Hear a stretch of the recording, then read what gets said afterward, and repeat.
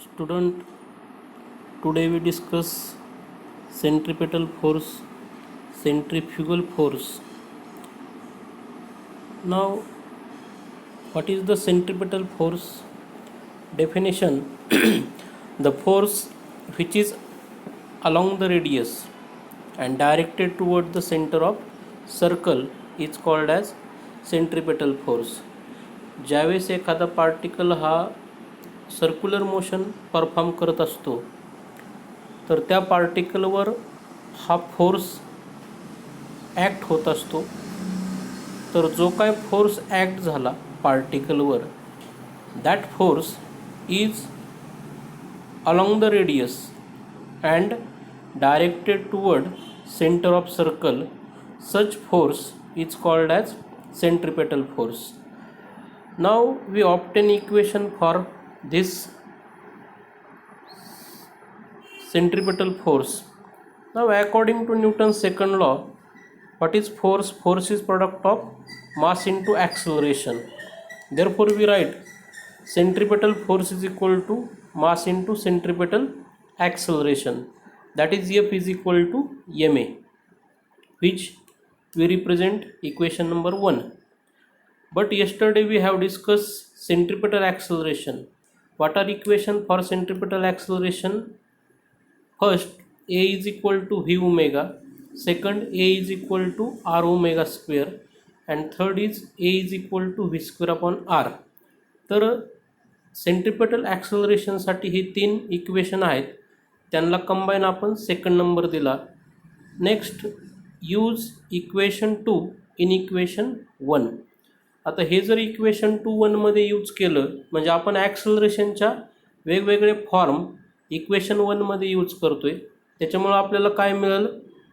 Centripetal force F C is equal to M as it is. एची value टाकली V omega, we get third number equation. Similarly centripetal force F C is equal to M as it is. एची value टाकली R omega square, therefore we get mr omega square. त्याला equation number 4 दिलाय. Next, centripetal force F C is equal to M as it is. एची value टाकली V square upon R, therefore we get F is equal to M V square upon R. तर हे 3 equation काय represent करतायत? Magnitude of centripetal force. F is equal to M V omega, F is equal to m r omega square और F is equal to m v square upon r. FCP म्हणजे काय? Centripetal force. m is mass of particle which performing circular motion along the circumference of circle. V is linear velocity, omega is angular velocity, r is radius of circle. तर equation 3, 4 and 5 represent magnitude of centripetal force. ना vector form हे आपण 3, 4 आणि 5 हे equation फक्त magnitude represent करतायत. आता तेच जर आपण व्हेक्टर फॉर्ममध्ये जर लिहिलं तर इक्वेशन 6 आणि 7 हे व्हेक्टर फॉर्म रिप्रेझेंट करत आहेत. तर कसं लिहितोय आपण? Vector F C P is equal to minus M omega square vector R, represent equation 6. Next, F C P is equal to vector F C P is equal to minus M V square upon R into unit vector R. आरच्या डोक्यावर जे cap दिले त्याला आपण unit vector म्हणतो, unit vector R, represent equation 7. तर equation 6 आणि 7 हे काय रिप्रेझेंट करतायत? Centripetal force in vector form. तर ह्या दोन्हींमध्ये 6 आणि 7 इक्वेशनमध्ये निगेटिव्ह साईन आलेलं आहे. तर हे निगेटिव्ह साईन काय रिप्रेझेंट करतं आहे? Direction of centripetal force and radius vector are opposite to each other.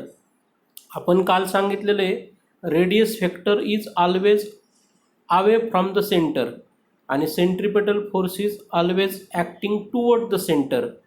म्हणजे ह्या दोघांच्या डायरेक्शन एफ आणि व्हेक्टर आर यांच्या डायरेक्शन एकमेकाच्या अपोजिट आहेत, म्हणून तिथं निगेटिव्ह साईन आपण घेतलं आहे. नंतर आपण काय सांगतोय? Centripetal force is real forces. Next, centripetal force is necessary to maintain the circular motion of object. ऑब्जेक्टला जर सर्क्युलर मोशन परफॉर्म करायची असेल तर सेंट्रिपेटल हे गरजेचं असतं. त्याच्याशिवाय विदाऊट सेंट्रिपेटल फोर्स कोणतीही वस्तू सर्क्युलर मोशन परफॉर्म करू शकत नाही. तर हे थोडक्यात आपण नोट्स पाहिल्या सेंट्रिपेटल फोर्ससाठी. Now we discuss the what are the examples of centripetal force. तर काय काय एक्झाम्पल सांगता येतील त्याचे.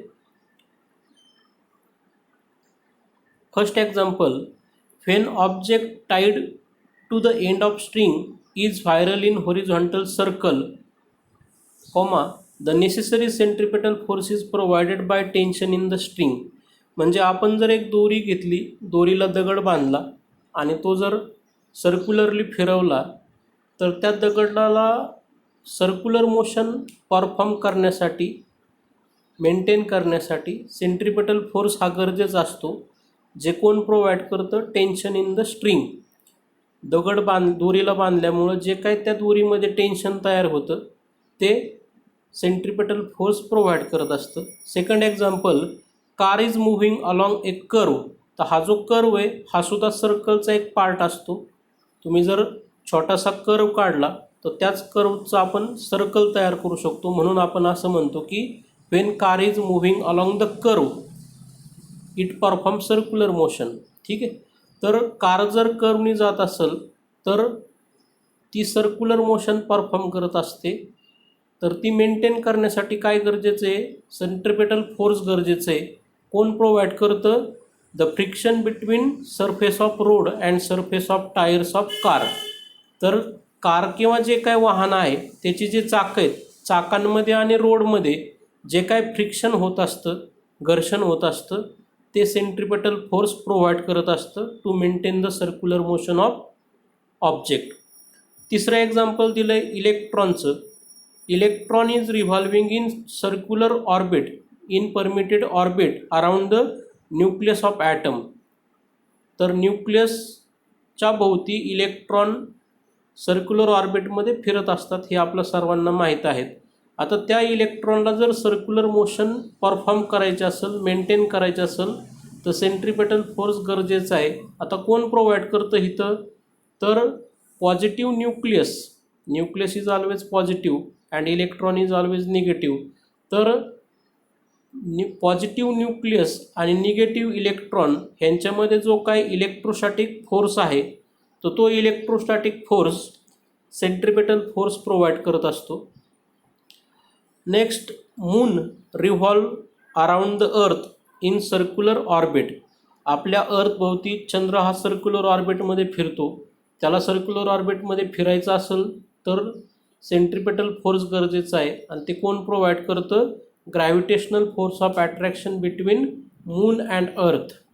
त्याचप्रमाणे आपल्याला प्लॅनेटचे एक्झाम्पल देता येईल. Earth and all other planet are revolving in circular orbit around the sun, but to maintain the circular motion centripetal force is necessary which is provided by gravitational force of attraction between earth and sun. ठीक आहे, ते लिहिलं नाही मी, पण ते सुद्धा example सांगता येईल. म्हणजे ज्या वस्तूला सर्क्युलर मोशन परफॉर्म करायचं असेल तर ती सर्क्युलर मोशन मेंटेन करण्यासाठी सेंट्रिपेटल फोर्स हा गरजेचा असतो आणि त्या सिच्युएशननुसार कोणीतरी ते प्रोव्हाइड करत असतं. दोरीला दगड बांधला तर दोरीमधलं टेन्शन सेंट्रिपेटल फोर्स प्रोव्हाइड करतं. कार जर सर्क्युलर मोशन परफॉर्म करत असेल तर तिथं सेंट्रिपेटल फोर्स कोण प्रोव्हाइड करतं, गाडीचं चाक आणि रोड ह्यांच्यातलं जे काय फ्रिक्शन आहे ते प्रोव्हाइड करत असतं. इलेक्ट्रॉन न्यूक्लियस भोवती सर्क्युलर ऑर्बिटमध्ये फिरतो तर तिथं सेंट्रिपेटल फोर्स कोण प्रोव्हाइड करतं, electrostatic force of attraction between nucleus and electron. ठीक आहे. Next we discuss centrifugal force. आता सेंट्रिफ्युगल फोर्स कोणाला म्हणायचं, the force which is along the radius but directed away from the center of circle is called as centrifugal force. सेंट्रिपेटलमध्ये आपण directed away from the centre दाखवले. खाली figure दाखवली बघा मी centripetal आणि सेंट्रिफ्युगलच्या. the centripetal is always away from the center. Centripetal force is directed toward the center आणि centrifugal force is away from the center. तर definition मध्ये काय सांगतोय आपण, the force which is along the radius but directed away from the centre of circle is called as centrifugal force. Next, magnitude of centrifugal force is equal to magnitude of centripetal force. म्हणजे जे सेंट्रीपेटलचे equation आहेत तेच सेंट्रीफ्युगलला apply होतात, कारण दोघांचं magnitude same आहे आणि equation दोघांचे सेम असल्यामुळं आपण ते तीन इक्वेशन खाली लिहिलेत. सेंट्रीफ्युगल फोर्स CF सेंट्रीफ्युगल आणि CP म्हणजे सेंट्रीपेटल. तर F C F is equal to MV omega, F is equal to MR omega square, F is equal to MV square upon R. जे सेंट्रीपेटलसाठी लिहिलेत तेच सेंट्रीफ्युगलसाठी लिहिलेत, कारण मॅग्नेट्यूड सेम आहे. आता vector फॉर्ममध्ये जर व्हेक्टर फॉर्ममध्ये लिहिलं तर काय फरक होतो, जिथं निगेटिव्ह साईन होतं सेंट्रीपेटलसाठी तिथं फक्त आता पॉझिटिव्ह होतील. सेंट्रीपेटलला निगेटिव्ह का आले,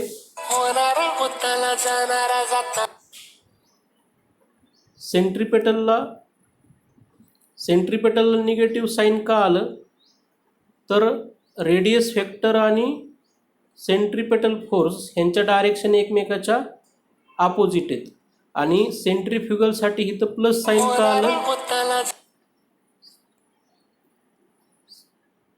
सेंट्रीफ्युगलसाठी पॉझिटिव्ह साईन का आले, तर फोर्स सेंट्रीफ्युगल फोर्स आणि रेडियस व्हेक्टर ह्या दोघांच्या डायरेक्शन सेम आहेत. ठीक आहे. बाकी सेंट्रीपेटल आणि सेंट्रीफ्युगल सेम आहे, फक्त सेंट्रीपेटलमध्ये निगेटिव्ह साईन येतं आणि सेंट्रीफ्युगलसाठी पॉझिटिव्ह साईन आहे व्हेक्टर फॉर्ममध्ये. इथं खाली लिहिलं आहे आपण, positive sign in above equation represent direction of centrifugal force and radius vector is same.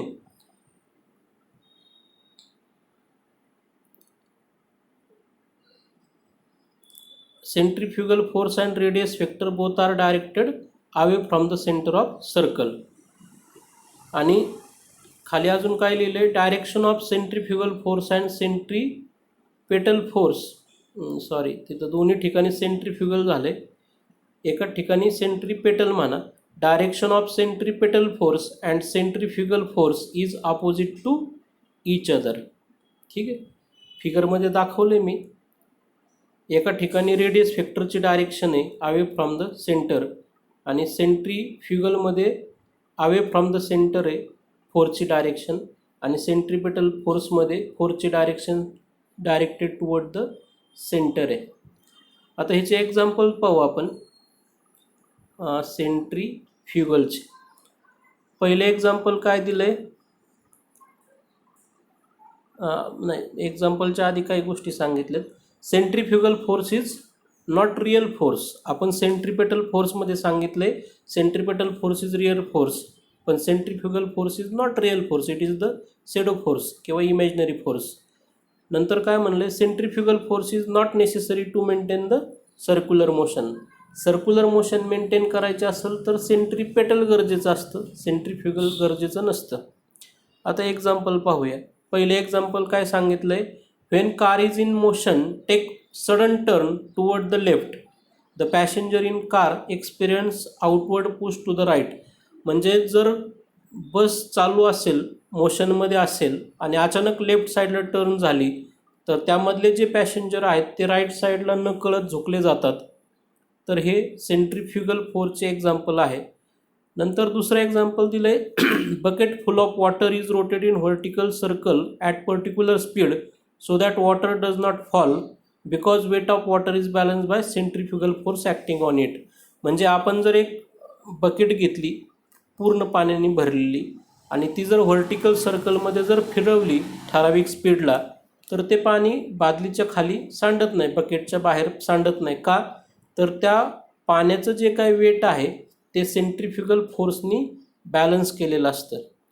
तिसरं एक्झाम्पल दिलं आहे, bulging of earth at equator and flattening at the pole is due to the centrifugal force acting on it. म्हणजे आपली अर्थ जी आहे ती इक्वेटरच्या ठिकाणी फुगलेली आहे आणि पोलच्या ठिकाणी फ्लॅट आहे का, तर तिच्यावर सेंट्रिफ्युगल फोर्स ॲक्ट होत असतो. शेवटी दिलं आहे चौथ्या एक्झाम्पलमध्ये वर्किंग ऑफ ड्रायर. आता ड्रायर हा कुठला, वॉशिंग मशीनमधला जो कपडे सुकवण्याचं काम करत असतो. तर त्या ड्रायरचं जे वर्किंग आहे ते कशाच्या बेसवर असतं, सेंट्रिफ्युगल फोर्सच्या. तर 4 एक्झाम्पल सफिशियंट आहेत. असे भरपूर एक्झाम्पल्स आपल्याला देता येतील. आता त्यांच्यामधला आपण डिफरन्स पाहू. कशामधला, सेंट्रिपेटल फोर्स आणि सेंट्रिफ्युगल फोर्समधला. तर पहिला डिफरन्स काय सांगता येईल, डेफिनेशन. सेंट्रिपेटल फोर्सची डेफिनेशन काय आहे, the force along the radius and directed toward the centre of circle is called as centripetal force. आणि सेंट्रिफ्युगलमध्ये directed away from the centre of circle. Centripetal toward the centre आणि centrifugal away from the centre. Vector फॉर्ममध्ये बदल आहे, magnitude फॉर्ममध्ये काही बदल नाही, त्याच्यामुळं आपण ते डिस्टिंग्विशमध्ये घेऊ शकत नाही. पण वेक्टर फॉर्ममध्ये एका ठिकाणी निगेटिव्ह आहे तर दुसरीकडं पॉझिटिव्ह आहे, म्हणून ते आपण डिफरन्समध्ये घेऊ शकतो. तर सेंट्रिपेटलमध्ये निगेटिव्ह साईन येते आणि सेंट्रिफ्युगलमध्ये पॉझिटिव्ह आहे. ते आपण सेकंड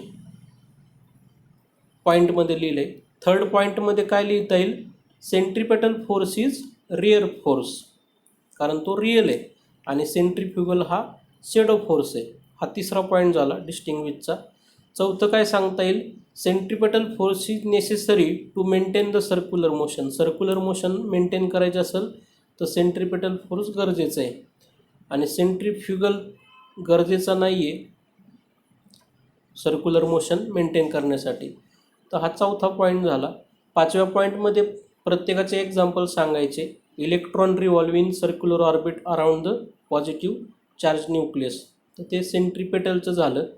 आणि सेंट्रिफ्युगलचं काय, bulging of earth at equator and flattening at pole is due to the centrifugal force.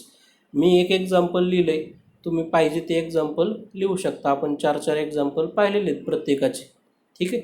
तर हा एक्झामच्या दृष्टीने महत्त्वाचा क्वेश्चन आहे, distinguish between centripetal force and centrifugal force. आता पुढचं एक आर्टिकल पाहायचं आहे आपल्याला, मॅक्झिमम सेफ्टी स्पीड. पण ते पाहण्याच्या आधी आपण 11वीमध्ये एक छोटं आर्टिकल पाहिलं होतं. कोणतं आर्टिकल होतं ते 11वीत पाहिलेलं,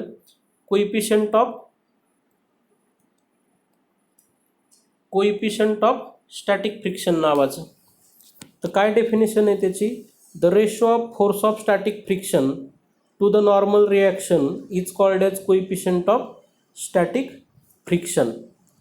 that is coefficient of static friction is equal to force of static friction divide by normal reaction. आता कोइफिशियंट ऑफ स्टॅटिक फ्रिक्शन कशाने रिप्रेझेंट करतो आहे आपण, म्यू एसनी, force of static friction F एसनी, आणि नॉर्मल रिॲक्शन एननी. नॉर्मल रिॲक्शन ही कशाची इक्वल असते, वेट ऑफ ऑब्जेक्ट. वस्तूचं जेवढं काय वेट आहे, weight is always acting in downward direction and normal reaction acting in upward direction. तर जेवढं वेट असतं तेवढीच नॉर्मल रिॲक्शन असते. म्हणून ब्रॅकेटमध्ये एनची व्हॅल्यू काय घेतली आहे, M G. M G is weight of object. तर फायनल इक्वेशन काय मिळालं आपल्याला फोर्स ऑफ फ्रिक्शनसाठी, F S is equal to mu S M G. तर ही व्हॅल्यू आपण पुढच्या आर्टिकलमध्ये यूज करणार आहे. Force of friction F S is equal to mu S M G. हे 11वीचं आहे, पण ते आपल्याला इथं आर्टिकलमध्ये वापरायचं आहे म्हणून मी सेपरेट लिहिले. तर पुढचं आर्टिकल आहे आपलं, maximum safety speed of vehicle moving along horizontal circular track. आता हॉरिझॉन्टल सर्क्युलर ट्रॅक कशाला म्हणायचं, आपण ज्यावेळेस व्हेइकल, मग ते 2 व्हीलर असेल, 4 व्हीलर असेल, कोणतंही वाहन असेल, तर त्या वाहनाने जर आपण अशा रोडने जातो आहे की रोडची बाहेरची बाजू आणि आतली बाजू, रोडला 2 बाजू असणार आहेत, इन्नर साईड आणि आउटर साईड. तर ह्या दोन्ही रोडच्या बाजू जर सेम हाईटला असतील, त्यांच्यामध्ये कसलाच अँगल डिफरन्स नसेल, both inner side and outer side are at the same level, then that track is called as horizontal circular track. horizontal circular track म्हणजे काय, असा रोड ज्याची आतली बाजू आणि बाहेरची बाजू ह्या सेम लेवलला असतात जमीन लेवलपासून, त्याला म्हणायचं होरिझॉन्टल सर्क्युलर ट्रॅक. तर अशा सर्क्युलर ट्रॅकवरून एखादं वाहन चालू आहे तर ते जास्तीत जास्त कितीच्या स्पीडने सुरक्षित जाऊ शकतं त्या रोडवरून, त्या मॅक्झिमम स्पीडचं, मॅक्झिमम सेफ्टी स्पीडसाठी आपल्याला इक्वेशन ऑब्टेन करायचं आहे. असं स्पीड, ज्या स्पीडनी गाडी तिथून सुरक्षित पुढं जाऊ शकते, त्याच्यापेक्षा जास्त स्पीड वाढवलं तर ॲक्सिडेंट होणं हा निश्चित आहे. तर त्यासाठी आपल्याला इक्वेशन ऑब्टेन करायचं आहे. तर आपण ह्या ब्लॉकने, इथं जो काय ब्लॉक दाखवला आहे, ह्या ब्लॉकने आपण व्हेकल दाखवतो आहे, 2 व्हीलर असेल, 4 व्हीलर असेल, कोणतंही असेल. तर त्या व्हेकलचं जे काय वेट आहे ते weight always acting in downward direction. तर वेट किती असणार आहे त्या गाडीचं? mg. m is mass and g is acceleration due to gravity. तर जेवढं काय वेट आहे तेवढंच त्याच्यावर नॉर्मल रिॲक्शन ॲक्ट होत असते. तर नॉर्मल रिॲक्शन आपण n ने दाखवतो आहे. ठीक आहे. ज्यावेळेस एखादं वाहन रोडनी चालू असेल तर त्याचं वेट डाऊनवर्ड डायरेक्शनने एक्झर्ट होत असतं आणि रोड त्या व्हेकलवर अपवर्ड डायरेक्शननी नॉर्मल रिॲक्शन एक्झर्ट करत असतो. आणि गाडीचं जे चाक आहे त्या चाकांमध्ये आणि रोडमध्ये काय होतं, फोर्स ऑफ फ्रिक्शन असतो, त्याला आपण FS म्हणतो आहे. FS is force of friction between surface of tyre and surface of road. तर हे 2 मार्काला इक्वेशन विचारतात, त्याच्यामुळं जास्त काय मी लिखाण केलेलं नाही, नोट्स एकदम शॉर्टमध्ये लिहिल्यात. तर काय म्हणलं तिथं आपण, व्हेन एनी व्हेकल, एनी म्हणजे कोणतं बी आलं, 2 व्हीलर आली, 4 व्हीलर आली, 4 व्हीलरमधले ट्रक असेल, टेम्पो असेल, ST असेल किंवा एखादी मोठी गाडी असेल, कसली असेल. तर when any vehicle of mass m, mass m काय रिप्रेझेंट करतो आहे? मास of vehicle. That vehicle is moving along the horizontal circular track, there are 3 forces acting on it. ज्यावेळेस ते वाहन त्या रोडनी चालू असतं तर त्याच्यावर 3 फोर्स ॲक्ट होतात. पहिला फोर्स कोणता आहे? mg, that is weight of vehicle which is acts vertically downward, रोडवर ते एक्झर्ट होत असतं. सेकंड फोर्स ॲक्ट कोणता होतो आहे? Normal reaction n is normal reaction acts vertically upward, आणि हेच नॉर्मल रिॲक्शन वेटच्या इक्वल असते, म्हणजे n is equal to mg आपण घेऊ शकतो. तर तिसरा फोर्स कोणता आहे? FS, force of static friction between surface of tyre and surface of road. पुढं काय म्हणलं आहे? To maintain circular motion. Circular motion त्या वाहनाला जर मेंटेन करायचं असेल, सर्क्युलर म्हणजे वाहन काय गोल गोल फिरत नाही, पण एक कर्व जरी घेतला तर तो कर्व हा सर्कलचा पार्ट असतो, म्हणून आपण म्हणतो to maintain circular motion centripetal force is necessary. तर इथं सेंट्रिपेटल फोर्स कोण प्रोव्हाइड करतं आहे? The force of friction between surface of road and surface of tyre. वाहनाचं चाक आणि रोडचा सरफेस ह्यांच्यामध्ये जे काय फ्रिक्शन होतं आहे तर ते फ्रिक्शन काय प्रोव्हाइड करतं आहे? सेंट्रिपेटल फोर्स प्रोव्हाइड करते. म्हणून आपण काय लिहितो? Centripetal force is equal to force of friction. तर सेंट्रिपेटल फोर्ससाठी आपण इक्वेशन याच्या आधीच पाहिले, mv²/r. m म्हणजे मास ऑफ व्हेकल, v म्हणजे व्हेलॉसिटी ऑफ व्हेकल, r म्हणजे रेडियस, ज्या सर्कलमध्ये ते फिरतं ती त्याची रेडियस. आणि फोर्स ऑफ फ्रिक्शनसाठी काय लिहिलं आहे? μs mg. आत्ता आपण मागं पाहिलं आहे ते इक्वेशन, पहा इथं आपण ते इक्वेशन खाली शेवटी पाहिलं होतं. Force of